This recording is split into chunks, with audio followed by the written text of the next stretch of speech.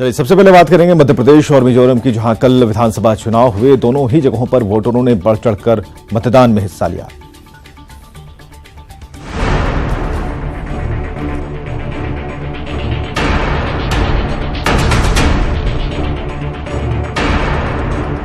बुधवार को देश के 2 राज्यों में लोकतंत्र का पर्व मनाया गया। दोनों ही राज्यों में हुए विधानसभा चुनाव में लोगों ने बढ़ चढ़कर हिस्सा लिया और जमकर वोटिंग की। आइए एक एक कर जान लेते हैं कि कहां कितनी वोटिंग हुई। पहले बात मध्य प्रदेश की। मध्य प्रदेश में बुधवार को सभी 230 सीटों पर वोट डाले गए, जिसमें मध्य प्रदेश में 6 बजे तक 74.61% मतदान हुआ। हालांकि चुनाव आयोग का मानना है कि मतदान के आंकड़ों में और बढ़ोतरी हो सकती है। हम 74.61% पे पहुंचे हैं। मुझे उम्मीद है कि ये नंबर थोड़ा बढ़ेगा जैसे अंतिम आंकड़े आएंगे। और पिछले चुनाव में हमारा 72.13 था। एक तरफ मध्य प्रदेश विधानसभा चुनाव में बम्पर वोटिंग हुई, तो मिजोरम में पिछली बार के मुकाबले कम वोटिंग दर्ज की गई। बुधवार को मिजोरम के सभी 40 सीटों पर वोट डाले गए, जिसमें शाम 5 बजे तक मिजोरम में 75% मतदान हुआ, जबकि 2013 में मिजोरम में 83.41% मतदान हुआ था। हालांकि चुनाव आयोग का कहना है कि दूर दराज के पोलिंग बूथों के आंकड़े आने के बाद मतदान प्रतिशत में और इजाफा हो सकता है। Figures which we have received is 75%. These figures are likely to go up because we still have to receive it from several polling stations. दोनों ही राज्यों में करीब करीब शांतिपूर्ण मतदान हुआ और इसके लिए चुनाव आयोग ने लोगों का धन्यवाद किया है। बता दें कि दोनों ही राज्यों में वोटों की गिनती 11 दिसंबर को होगी और उसी दिन पता चलेगा कि ईवीएम में जनता ने किसके पक्ष में फैसला दिया है। Bureau report, news 18 network. सिखों के पवित्र स्थल करतारपुर साहिब के लिए सोमवार को भारत में उपराष्ट्रपति वेंकैया नायडू ने कॉरिडोर का शिलान्यास किया। बुधवार को पाकिस्तान ने सीमा पार कॉरिडोर की नींव डाली। क्या ये भारत पाकिस्तान में तनातनी के बीच दोस्ती की नई कॉरिडोर है? 4 किलोमीटर सामने करतारपुर साहिब है। हम देख भी रहे हैं, दर्शन भी कर रहे हैं, लेकिन वहां पे जा नहीं सकते। लेकिन अब भारतीय सिखों को उनके पवित्र धार्मिक स्थल करतारपुर साहिब का दर्शन 4 किलोमीटर दूर से नहीं करना पड़ेगा, क्योंकि भारत और पाकिस्तान ने सिखों के लिए करतारपुर साहिब के दर्शन के लिए 4 किलोमीटर का कॉरिडोर बनाने का फैसला किया है। सोमवार को भारत के राष्ट्रपति ने सीमा पर इस कॉरिडोर की नींव रखी, तो वहीं बुधवार को सीमा पार पाकिस्तान के पीएम ने कॉरिडोर का शिलान्यास किया। पाक के पीएम इमरान खान ने करतारपुर में शिलान्यास के बाद भारत से संबंध सुधारने की अपील की। अगर फ्रांस और जर्मनी एक यूनियन बना के आगे बढ़ सकते हैं, हम क्यों नहीं बढ़ सकते? हमने तो इतने एक दूसरे की हमने भी एक दूसरे के लोग मारे हैं, लेकिन वो कत्लेआम तो हमने कभी भी नहीं की जो उधर हुई थी। कि आज पाकिस्तान में मैं प्राइम मिनिस्टर, हमारी पार्टी, हमारी बाकी पॉलिटिकल पार्टीज, हमारी फौज, हमारे सारे इदारे एक पेज पे खड़े हैं। हम आगे बढ़ना चाहते हैं। हम एक सिविलाइज्ड रिलेशनशिप चाहते हैं। हमारा मसला एक है, कश्मीर का। मुझे ये बताएं कि इंसान चांद पे पहुंच चुका है।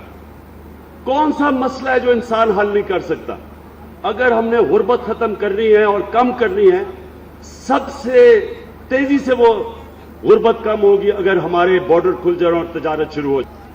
कि हिंदुस्तान एक कदम आगे बढ़ाएगा, हम 2 कदम हिंदुस्तान के आगे बढ़ाएंगे दोस्ती।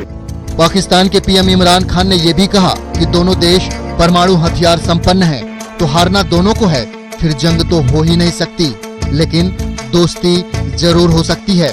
पाकिस्तान सरकार ने कॉरिडोर के शिलान्यास के दौरान भारत सरकार को भी निमंत्रण भेजा था, जिसमें केंद्रीय मंत्री हरसिमरत कौर और केंद्रीय मंत्री हरदीप पुरी पहुंचे। हालांकि पाक सरकार ने पंजाब के सीएम कैप्टन अमरिंदर को भी निमंत्रण भेजा था, लेकिन उन्होंने जाने से इनकार कर दिया, जिसके बाद पंजाब सरकार में मंत्री नवजोत सिंह सिद्धू, शिलान्यास कार्यक्रम में पहुंचे। इस हिस्टोरिक मौके पे जहां मैं अपनी सरकार और आपकी सरकार की इस पहल का अपनी पूरी समूची कौम की तरफ से आपका तहे दिलों शुक्राना करती हूं और गुरु नानक पातशाह के चरणों पे अरदास करती हूं कि इस करतारपुर लांघे के खुलने के साथ जब बर्लिन की दीवार गिर सकती है तो फिर हिंदुस्तान और पाकिस्तान की नफरत को आप गिरा सकते हैं और यहां से एक नई शुरुआत बाबा नानक के नाम पे आप चला सकते हैं। साडी जड़ दे नाल जोड़न लई साडे वास्ते ये पुण्य कर्म करन लई भारत सरकार होवे चाहे इमरान खान साहब हो, उन्होंने फर्ज निभाए है।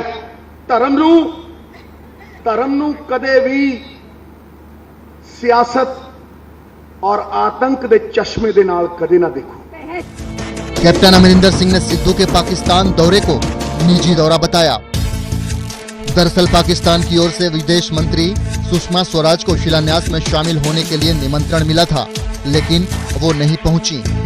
सुषमा ने पाकिस्तान सरकार को दो टूक जवाब दे दिया है कि करतारपुर साहिब कॉरिडोर खुलने के बाद भी पाकिस्तान से बातचीत नहीं होगी। I'm very happy that for the last 20 years, rather many years, Government of India has been asking for this Kartarpur corridor, and for the first time, Pakistan responded positively to this. But that doesn't mean that the bilateral dialogue will start only on this. The bilateral dialogue, we always say, terror and talks can't go together. The moment Pakistan stops terrorist activities in India, the dialogue can start. दोनों देशों की पहल से सिखों को करतारपुर साहिब का तोहफा तो मिल जाएगा, लेकिन कश्मीर में पाकिस्तान की करतूतें किसी से छिपी नहीं हैं। अगर पाकिस्तान भारत से दोस्ती चाहता है तो उसे दोहरा चरित्र बदलना होगा। Bureau report, news 18 network. चलिए बात कश्मीर की। जहां खूंखार आतंकी नवीद जट को सुरक्षा बलों ने ढेर कर दिया है। शुजात बुखारी का हत्यारा नवीद सुरक्षा बलों की हिटलिस्ट में था। उसे छुपने की काफी कोशिश की, लेकिन आखिरकार सुरक्षा बलों के हत्थे चढ़ गया। सुरक्षा बलों ने लिया बुखारी का बदला। मुठभेड़ में आतंकी नवीद ढेर। घाटी में अमन का दुश्मन था आतंकी नवीद। बुधवार को बड़ी सफलता हासिल करते हुए सुरक्षा बलों ने न सिर्फ लश्कर कमांडर नवीद जट को ढेर किया, बल्कि आतंकियों की एक और बढ़ती बेल को जड़ से काट दिया। आतंकी नवीद कैसे ढेर हुआ ये बताएंगे, लेकिन उससे पहले जान लीजिए नवीद जट ने 14 जून को पत्रकार सुजात बुखारी की हत्या की थी। सुजात बुखारी अंग्रेजी अखबार राइजिंग कश्मीर के प्रधान संपादक थे। पत्रकार शुजात बुखारी की हत्या के बाद से ही सुरक्षा बलों ने नवीद की तलाश तेज कर दी थी और अब उसके मारे जाने पर जम्मू कश्मीर के डीजीपी इसे सुरक्षा बलों की बड़ी कामयाबी करार दे रहे हैं। मैं जो समझता हूँ कि ये एक बहुत बड़ा जो किस्म का लोगों के लिए खौफ था, हरास करने वाला एक इंसान था जो लोगों को बहुत बड़ी नुकसान पहुंचा रहा था, जहाँ की सिविल सोसाइटी को और एजेंसीज को उसके जाने से जहाँ जो अमन अमान का माहौल है उसमें बेहतरी आएगी। दरअसल आतंकवादियों की मौजूदगी की सूचना मिलने के बाद बुधवार सुबह सुरक्षा बल ने पड़गाम के कटपोरा इलाके में घेराबंदी कर तलाशी अभियान चलाया था। उसी दौरान आतंकवादियों ने सुरक्षा बलों पर गोलीबारी शुरू कर दी, जिसके बाद जवाबी कार्रवाई में नवीद जट सहित 2 आतंकी ढेर हो गए। आइए अब नवीद जट के बारे में भी जान लीजिए।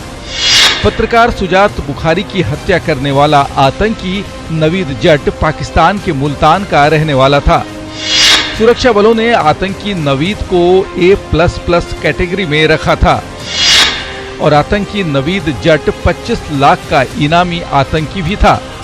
इस साल फरवरी में नवीद 2 पुलिस वालों की हत्या करने के बाद अस्पताल से फरार हो गया था और तब से अब तक नवीद कई आतंकी वारदात को अंजाम दे चुका था, जिसमें कई युवाओं की गला रेत कर हत्या भी शामिल थी। कि साउथ कश्मीर में नौजवान बच्चों का उठाए जाना, उनको गोलियों से मारना, उनका गला काट के उनको मारना, बैंक रॉबरीज को अंजाम देना, पुलिस के लोगों को अटैक करना, उनको मारना, इस तरह की बहुत सारी एक्टिविटी जो हैं वो ये नवीद जाट और लश्कर तोबा के मिलिटेंट इसमें शामिल थे।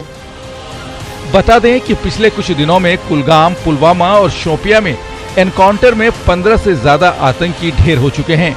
ऐसे में अब नवीद के मारे जाने से घाटी में न सिर्फ आतंकी गतिविधियों में कमी आएगी, बल्कि इन आतंकियों के आकाओं के हौसले भी पस्त होंगे। Bureau report, news 18 network.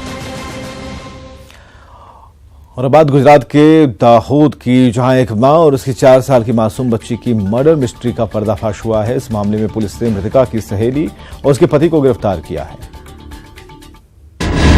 Water tank में 260 किलोग्राम सीमेंट से दबाया मां का शव। 3 साल की बच्ची की हत्या कर नदी में फेंका। मां बेटी की डबल मर्डर मिस्ट्री का पर्दाफाश। दाहोद में दिल दहलाने वाली दरिंदगी।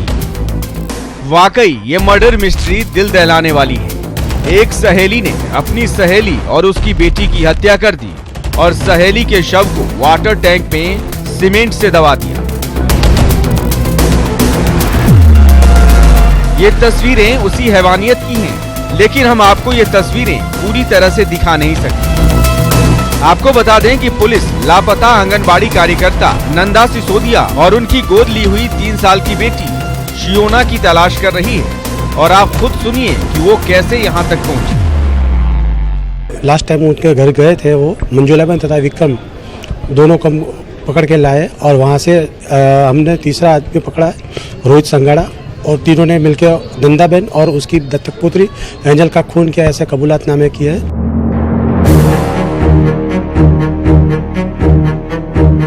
सीसीटीवी फुटेज और प्रत्यक्षदर्शियों के बयान के आधार पर पुलिस ने जब मंजू और उसके पति दिलीप को दबोचा तो इन दोनों ने अपना जुर्म कबूल कर लिया। आरोपियों ने नंदा के शव को वाटर टैंक में डाल दिया था। उसके बाद बदबू छुपाने के लिए ऊपर से 260 किलोग्राम सीमेंट की परत चढ़ा दी। वहाँ उसकी पानी की टंकी में देखा तो उसकी डेड बॉडी डिकम्पोज हालत में मिली हुई है और पुलिस उनकी तपास कर रही है। नंदा सिसोदिया और उनकी गोद ली हुई 3 साल की बेटी शियोना 17 नवंबर से लापता थी। नंदा के शव मिलने से पहले 22 नवंबर को लिमखेड़ा के पास एक नदी से शियोना की लाश मिली थी, जिसके बाद पुलिस ने हत्या का मामला दर्ज कर इस वारदात की जांच शुरू की। यहाँ 17 तारीख को दाहोद टाउन पुलिस स्टेशन में एक जानवा जो आई थी, उस पर नंदाबेन और उसकी दत्तक पुत्री एंजल दोनों गुमशुदा की थी। तो उसमें हम लोग ने चेक करता, एंजल की डेड बॉडी हमको मिली लिमखेड़ा हड़फ नदी के किनारे से। इस मर्डर मिस्ट्री के खुलासे से पूरे इलाके में सनसनी फैल गई। आशंका जताई जा रही है कि इस हत्याकांड का संबंध पैसे के लेन देन, अवैध संबंध और प्रॉपर्टी से जुड़ा हो सकता है। जांच जारी है। नंदा की सहेली मंजू और उसके पति दिलीप दोनों गिरफ्तार हैं और पुलिस के मुताबिक दोनों ने अपना गुनाह भी कबूल कर लिया है। Bureau report, news 18 network.